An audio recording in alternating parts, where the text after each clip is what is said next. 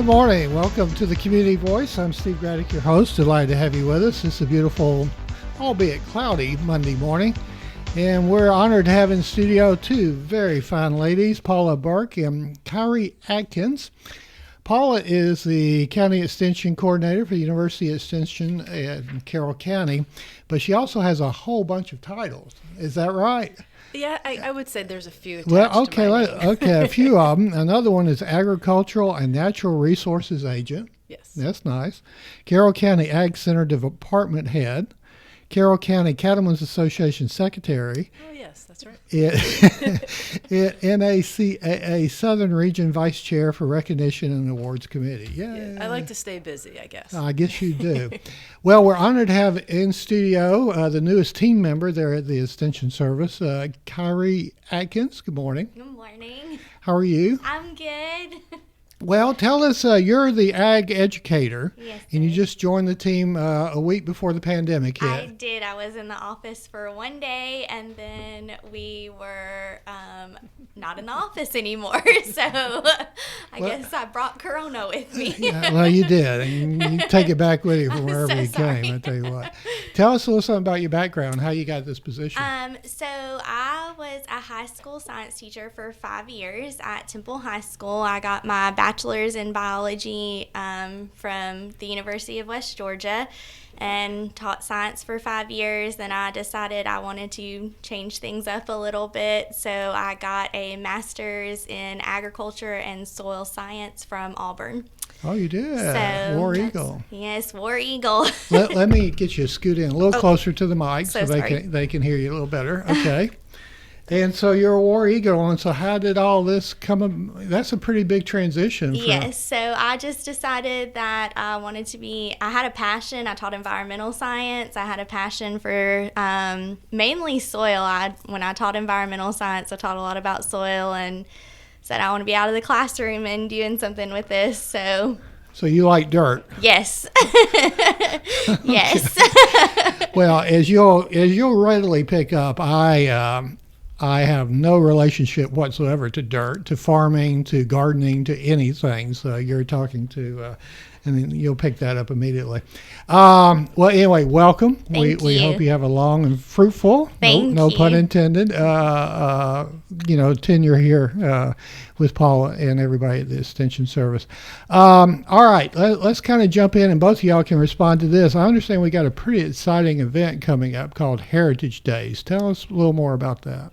Heritage Days actually is going to be celebrating its 25th anniversary this year, but it's going to look a little different. Traditionally, we bring about 1,300 to 1,500 third graders up to the Carroll County Ag Center, but obviously we will not be doing that this September. Usually end of September is when we have Heritage Days. So the staff and I decided that it's going to be a virtual Heritage Days, and we're in the process right now. Our other coworker, Natalie Munkus, who's our AmeriCorps member that works at the Extension office, she is videotaping various presenters that have helped out with Heritage Days before. So we'll have probably 10 to 12 video presentations of the people doing their topics. And so Heritage Days, I should probably say, is a program that really teaches young students about our Georgia cultural heritage. So we'll have a gentleman that pretends to be the mountain man and what it was like to live in the mountains and live off the land.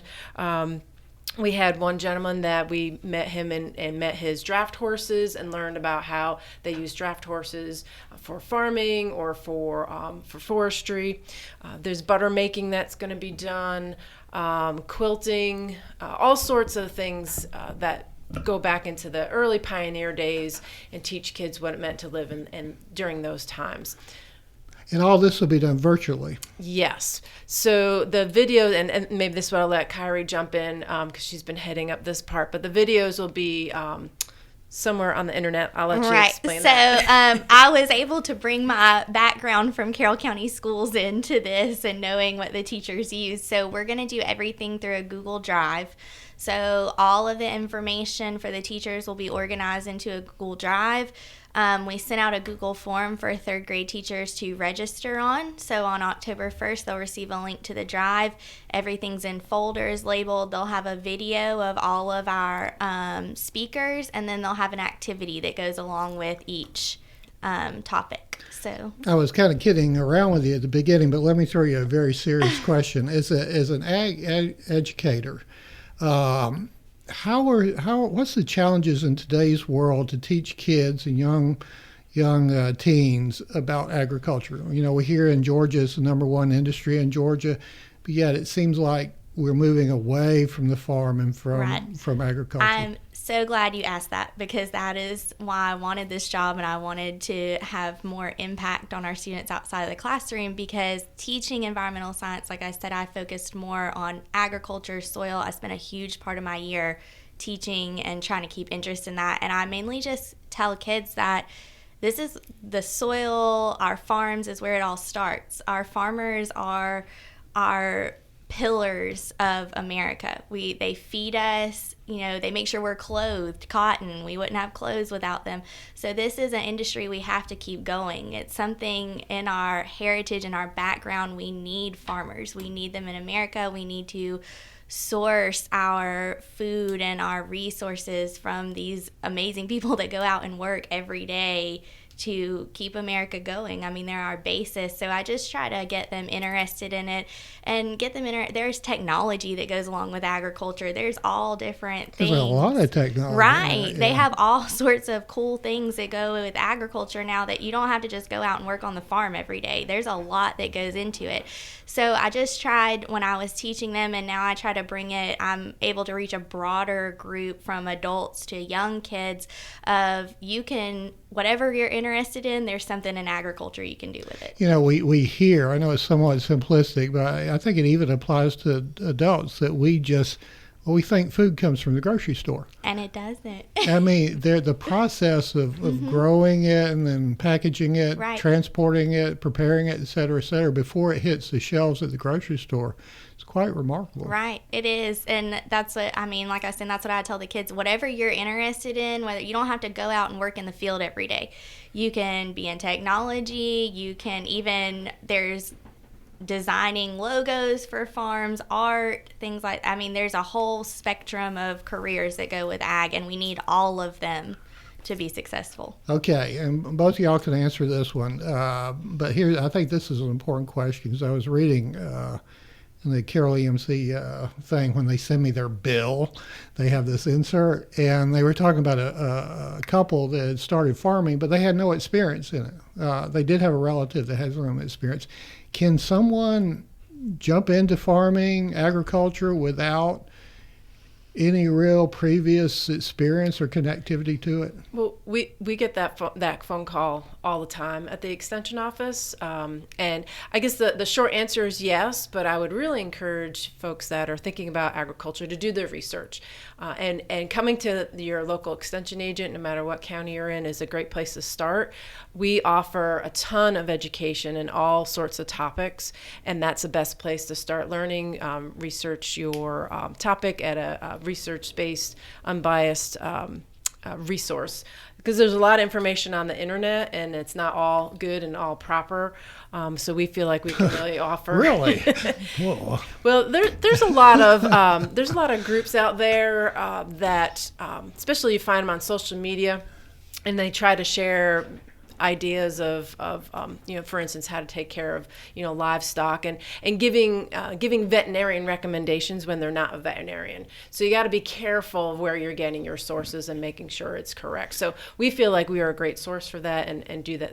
That's what we're here for, to help educate. So Kyrie, you come from the public school environment, so will you be going back into that to teach a little bit? So typically my role now is mainly with programming with adults at the Ag Center, so helping to plan programs that we actually host at the Ag Center, and then mainly adults register for. We do some youth programming, but mainly our 4-H goes into the schools now, and they do most of the youth programming. Now we are going into a classroom in September. in Heard County. Heard County, Yeah, yes. in Heard County, to talk with their FFA and their ag students about soil science. So when it comes to specific topics that I'm an expert in, then yes, I'll go into the classroom, but typically our 4-H goes into the classroom now. Do the technical schools and or the colleges, do they, other than like Abraham Baldwin or whatever, but do they have relationships with agriculture and extension services? Do y'all do much with the tech colleges and the As a general rule, no. Okay. That we've had maybe some conversations in the past year since I've been here, but nothing official. They don't, I don't think West Georgia nor the Tech College really offer any kind of ag programming. So if you want to go in agriculture and you want to go through the college curriculum, it's University of Georgia, Abraham Baldwin College in Georgia. Yes, in in Georgia. Georgia. Agricultural college. So those are the two primary ones. There's Berry College as well. They have an ag program. Oh yeah, they do. Yeah. Obviously go to Auburn if you want it. That's obviously out of the state. But here locally at the technical colleges. Now, a lot of students we know will go to University of West Georgia and get some of their beginning classes and then transfer to ABAC or UGA. I guess this morning, Paula Burke, County Extension Coordinator with University of Georgia Extension in Carroll County, and newly hired Kyrie Adkins, ag educator here, started in March, so it's been a while. It's been 6 months. Yes. It just feels like a day. Yes, it's been, it goes by fast. It's been an unusual 6 months. We'll be back with more after this word. At Oak Mountain Academy, our daily schedule includes convocation, prayer, and the Pledge of Allegiance. By doing so, we build a family-like community where all students grow and flourish and personal faith is encouraged. Through community service and a historical approach to biblical study, our students are taught the value of the warrior way, honesty, respect, and responsibility. Oak Mountain Academy. We are a family creating legacies. To learn more, visit oakmountain.us. For more than 70 years, you have turned to Tanner Health System for your healthcare needs. As our community moves forward, Tanner is here for you. Strong, safe, and close to home. Routine medical appointments, urgent elective surgeries, and imaging are back on the calendar at our hospitals and Tanner Medical Group practices. With the safety of our patients, staff, and community always our top priority. Learn more at tanner.org. Hashtag We Are Tanner Strong. That's tanner.org. Hashtag We Are Tanner Strong.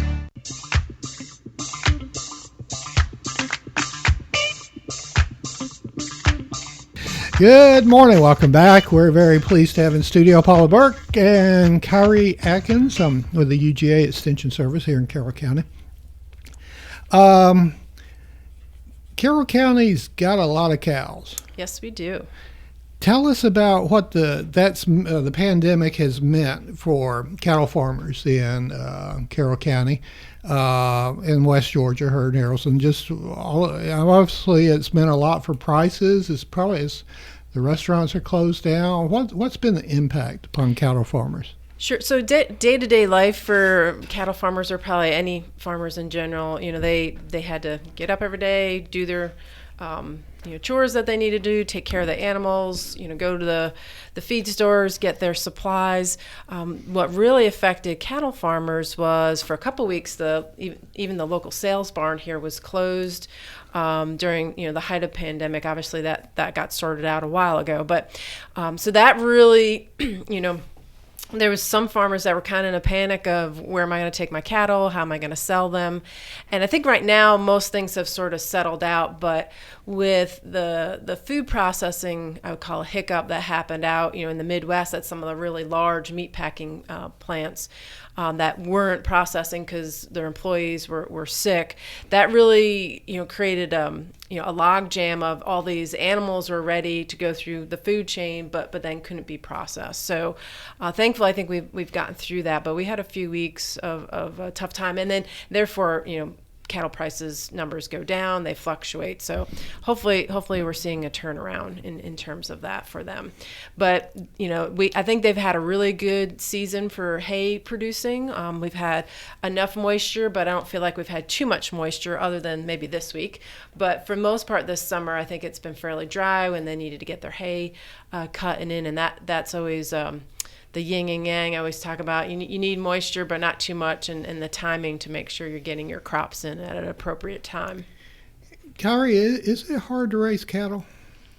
I personally do not have any experience raising cattle, but I would say yes. You have to consider how many head of cattle you have versus how much land you have, weed management, pasture management. You know, if you're having a bad season for your fields, what are you going to feed your cattle? So you have to take all that into consideration before you get them. So I've successfully driven by the livestock barn, I think you called it, on 61 tens of thousands of times, but I don't really understand what it is or what it does. Can y'all explain it? Sure. So every Monday here locally at the Carroll County Livestock Sale Barn, producers from around, really actually even out of the state, I know folks from Alabama even come over to here and sell their cattle. So they have buyers that come or may even be on the phone or virtually, and animals are purchased. Some stay locally, many go and ship out to other parts of the country to be finished off and then eventually land on your plate somewhere. But now some of this cattle ends up being shipped off everywhere, and then watch, don't hit the microphone, Grady. And then some stay locally, do they not? Some will. Some folks may go there to actually purchase animals to add to their herd. Most, though, the animals you find there are locally, and I say locally in the West Georgia area, that are ready. They're ready to sell them for a variety of reasons. Either they're at the size that they want to sell them at, and then sometimes people may be selling out their herd. You may have that option as well. But basically, you go there and folks are buying cattle, mostly though to finish off and then eventually be on a menu or on your plate or in the grocery store. And I believe today is the last day of registration for what you've got called Northwest Georgia Master Cattlemen's Program. Yes, so I was mentioning as earlier and other times, we're all about education for the agriculture industry, and so every year somewhere in our part of the state, we do the Master Cattleman Program. I hosted it a number of years ago and hope to have it again, but it's a really great crash course or a refresher for some cattlemen that all sorts of topics related to raising cattle. So it might be about forage management, it may be health, your facilities, nutrition. And so one of the things we've been doing since all the coronavirus activity is we've been doing a lot of online programming. And so the agent in Forsyth County is hosting the Master Cattleman Program this year, but it's actually going to be online. So today's actually the deadline. If anyone wants to sign up, you can give the Forsyth County Extension Office a call, and I can give that number in a minute. But and then it'll start on September 3rd. It'll be Tuesdays from 7 to 9. You can sit from the comfort of your home, even though it's being hosted through Forsyth County, and be able to participate and learn a lot of information about raising cattle. So if you're interested in that, you can contact them today at 770-887-2418. And today's the deadline to sign up for that program. And there's a famous cattle farmer by the name of John Calloway. Do you remember him? Oh, I know John, yes. Yeah, John was very instrumental in helping us when we started our radio stations in '87. So Yep. Understand he's still out there doing his Yes, thing. we visited his farm. I think it may have been last year when we did a beef. We usually do a nice fall beef tour each year, but we're going to be unfortunately passing on that right now. But we've been to his place, and he and his family do a fantastic job raising cattle. I didn't mention, but we're on Facebook Live this morning, so if you have any questions for Paula and Kyrie, just post them there, and we'll try to get them to them before the program is over. The news was dominated recently by something not from necessarily Wuhan, China, but from China, the seeds. Everybody was getting these seeds. And I should say Wahoo, but I should say Wuhan. But anyway, what's the latest on these seeds from China? I mean, if there's not enough coming from China. So I think lately, last week or so, I think it's slowed down a little bit. But there was a few weeks that we were getting calls and people coming by that had received a package of seeds that they had no idea why they were getting them. And if that still does happen, we really encourage you not to open the package, not to throw it out in the trash. please don't plant them. I think they found for the most part, from some of the articles I've read and reports, that they haven't been necessarily anything that were bad. They may have just been some sort of flower type seed, but again, they're coming. You don't know why they're coming to you. And so actually in Atlanta at the USDA APHIS office is where they've asked us to ship the seeds. And so if you do get them, you can contact my office. I can get you all the details, and you really should turn them in and so they can collect them and analyze them. So what kind of seeds are they, or do we know? I think from some other folks, some articles I've read, that they're more like maybe some morning glory seeds, a variety of different types of flower seeds. Is it possible, because I'm non, this is not my world, of course, but you hear about like hybrid seeds and then messing up the crops. Is this a way to nefariously destroy or harm our crops? From what I understand, I don't think that was the case. I think it had something to do with confirming a person's mailing address. Right. They're sending them to try to confirm somebody's mailing address, but that was the concern in the beginning, was that they could be an invasive species or have some sort of disease. So, and we still don't know for sure that that's not the case with some of them, so that's why it's a good idea to just go ahead and send them in. Don't plant them. Don't assume they're just a flower. Remember, always buy American. And we'll be back with more after this. For more than 70 years, you have turned to Tanner Health System for your healthcare needs. As our community moves forward, Tanner is here for you. Strong, safe, and close to home. Routine medical appointments, urgent elective surgeries, and imaging are back on the calendar at our hospitals and Tanner Medical Group practices. With the safety of our patients, staff, and community always our top priority. Learn more at tanner.org. #WeAreTannerStrong. That's tanner.org. #WeAreTannerStrong. At Oak Mountain Academy, our academic excellence shines through innovation and a personalized educational experience. Our pre-K 3 through 12th grade environment offers a family-oriented atmosphere. We are an independent school with faith-based values and an academy honor code. Our academic standards prepare our students for college and beyond. I'm Patrick Duran, headmaster, inviting you to visit us on the mountain or at oakmountain.us. Come see how our warriors are creating legacies.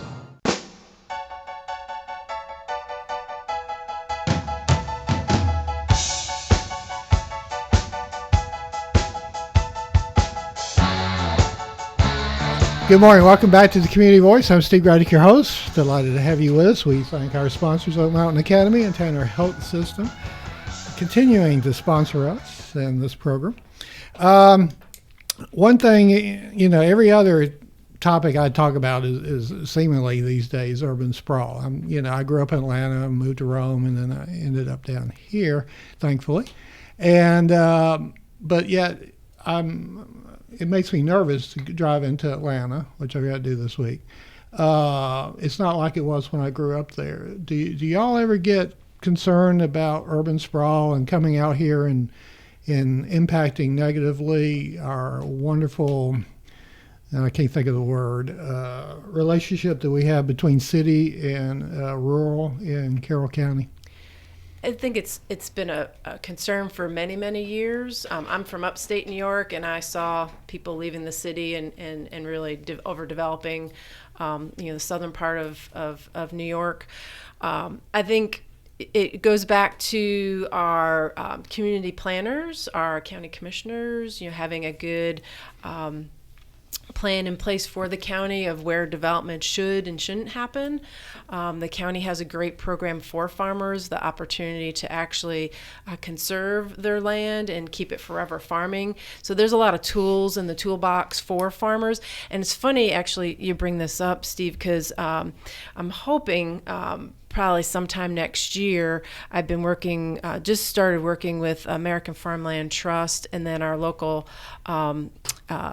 Georgia Ag Land Trust. We're hoping to plan a program on this very topic, and it was done, I think, prior to me coming. So I've been here almost 9 years. It'll be 9 years in January. So prior to me coming, they actually had a very large conference on this very topic, and so we're hoping in the near future to do that again.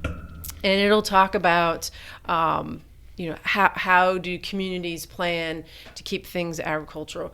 But ultimately, I always say, we need to keep the farmer profitable, and that can be done hopefully in a variety of ways, supporting them locally, helping them with various taxes that may not be applied to them.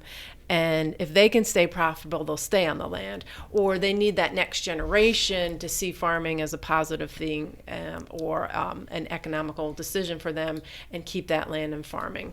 Or we have new people that want to come in and farm. So otherwise, a farm is a farmer's retirement plan. They work all their lives, they work that land, and then they get to a certain age, they don't want to farm anymore, and someone flashes a lot of money to them.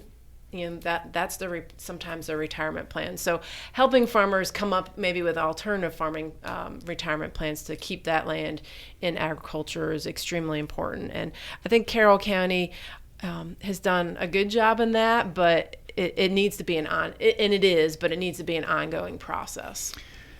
Kyrie, I think she just set you up perfectly. So it becomes more and more important that you educate young people and parents educate the kids that agriculture and farming is a very valuable way of life. Yes, and I think, like Paula was saying, it's very important that we set up farmers for maybe an alternative retirement plan, not somebody coming along saying, hey, let me buy your land for a neighborhood, because, like I said, going back to soils, which is my expertise, once we develop that land and we use it, the soil degradation, the quality of the soil, it's done. It would take years and years and years and years, but after our lifetime, to get it back to where it could be farmable again.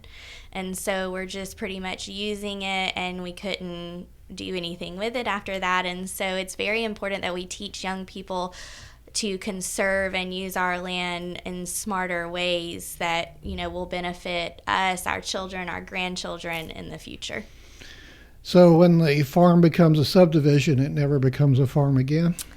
It would take a very long time to all the things. I don't think they're going to tear down all those houses. Right. Yeah, right. Tearing down the houses is the only way. Only way would be to tear down the houses, and then that does happen in 100, 200 years.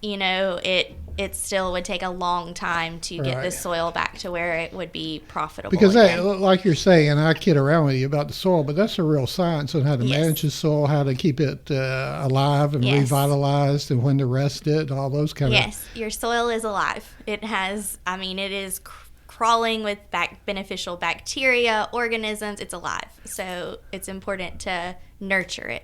So we have our takeaway for today. Your soil is alive. It is. Yeah, very good.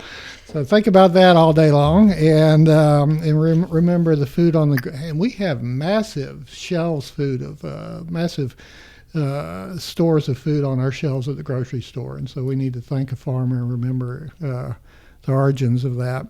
So anyway, our gratitude for coming in this morning, and remember Heritage Day is coming up. For more information. Yes, so if you're a third grade teacher in Carroll, Haralson, or Heard County, contact our office, 770-836-8546. You can talk to either Kyrie and I, and we'll get you registered for Heritage Days. Our gratitude this morning to Paula and Kyrie for all they do, and thank you for listening to the Community Voice here on WLBB Carrollton.